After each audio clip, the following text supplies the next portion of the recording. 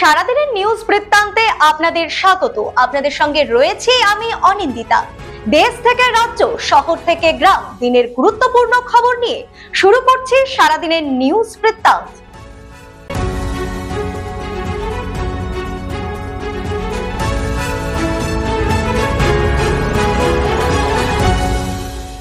সারাদিনের নিউজ বৃত্তান্ত নিবেদন করছেন পেন জুয়েলার্স, সোনা যা সর্বক্ষণের।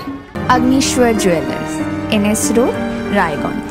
শ্রী ঢাকা জুয়েলার্স, আভিজাত্যের গয়না। ত্রিনয়নী জ্যোতিষ কার্যালয়, শ্যামপুর মোড়, দেবীনগর, রায়গঞ্জ। প্রেম করে নাবালিকাকে বিয়ের পর মেলেনি দাবি মতো যৌতুক, বিষ খাইয়ে হেমদাবাদের নাবালিকা বধূকে হত্যায় অভিযুক্ত স্বামীকে গ্রেপ্তার করলো হেমদাবাদ থানার পুলিশ। জানা গিয়েছে ধৃত যুবকের নাম সৌরভ বর্মন, বাড়ি হেমদাবাদের রাহুগ্রাম এলাকায়। বাড়ি থেকে অভিযুক্ত স্বামীকে গ্রেপ্তার করে শুক্রবার দুপুরে রায়গঞ্জ আদালতে পেশ করেছে হেমদাবাদ থানার পুলিশ। জানা গিয়েছে বুধবার দুপুরে বধূকে বাড়িতেই বিষ খাইয়ে হত্যার চেষ্টা করে অভিযুক্ত ও তার পরিবার। ওই বধূকে রায়গঞ্জ মেডিকেলে ভর্তি করা হলে সেখানে চিকিৎসাধীন অবস্থায় মৃত্যু হয় বধূর। ইতিমধ্যেই এই ঘটনার তদন্ত শুরু করেছে পুলিশ। প্রাক্তন পৌরপতির বিরুদ্ধে প্রায় 8 কোটি টাকার আর্থিক দুর্নীতির অভিযোগ এনে উচ্চ আদালতের দ্বারস্থ হলো রায়গঞ্জ পুরসভা।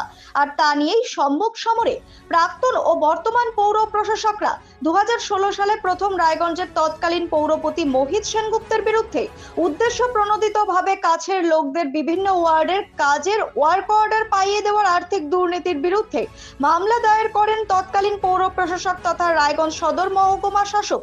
যদিও এমপি এমএলএ কোর্টে চলা মামলায় মোহিত সেনগুপ্ত বেকসুর খালাস পান। বর্তমানে 2025 সালে আর্থিক দুর্নীতি এবং সরকারি নিয়ম না মেনে ওয়ার্ক অর্ডার ইস্যুতে ফের একবার মোহিত বাবুর বিরুদ্ধে উচ্চ আদালতে গেল রায়গঞ্জ পৌরসভা। উত্তর সিকিমে ভয়াবহ দুর্ঘটনা, নিয়ন্ত্রণ হারিয়ে 100 ফুট নিচে পড়ল পর্যটন বোঝাই গাড়ি।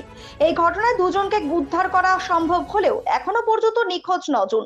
জানা গিয়েছে যে বৃহস্পতিবার রাতে উত্তর সিকিমের গুরুতংমার লেক থেকে একটি পর্যটক বোঝাই গাড়ি ফিরছিলেন।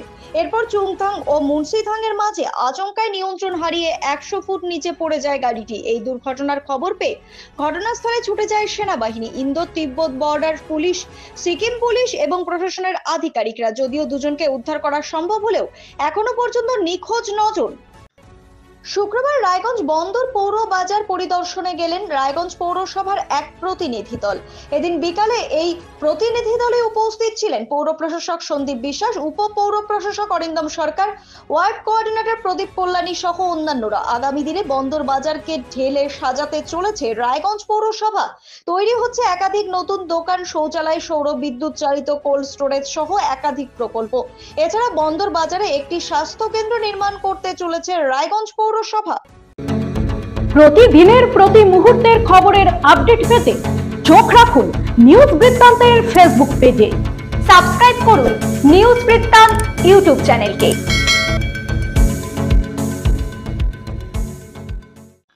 আমবাড়ি বেলাকুবা রাজ্য সড়কে একটি মৃতদেহ উদ্ধারের ঘটনায় চাঞ্চল্য। স্থানীয় সূত্রে জানা গিয়েছে রাজগঞ্জ ব্লকের বিন্নাগুড়ি গ্রাম পঞ্চায়েতের সুদামগঞ্জ এলাকায় আমবাড়ি বেলাকোপা রাজ্য সড়কের পাশে দীর্ঘদিন হলো একটি বস্তাবন্দি অবস্থায় কিছু পড়েছিল। শুক্রবার এলাকার এক মহিলা রাস্তার ধারে শাক কুড়োতে গিয়ে পচা গন্ধ পায়, সাথে একটি লাঠি দিয়ে বস্তাটি খুলতে বেরিয়ে আসে এক ব্যক্তির পচা গলা দেহ। খবর ছড়িয়ে পড়তে ভিড় জমে যায় এলাকায়। খবর দেওয়া হয় ভোরের আলো থানার পুলিশকে। খবর পেয়ে ছুটে আসে ভোরের আলো থানার পুলিশ। দেহ উদ্ধার করে ময়না তদন্তের জন্য মেডিকেলে পাঠানো হবে। পুরো ঘটনায় তদন্ত শুরু করেছে পুলিশ।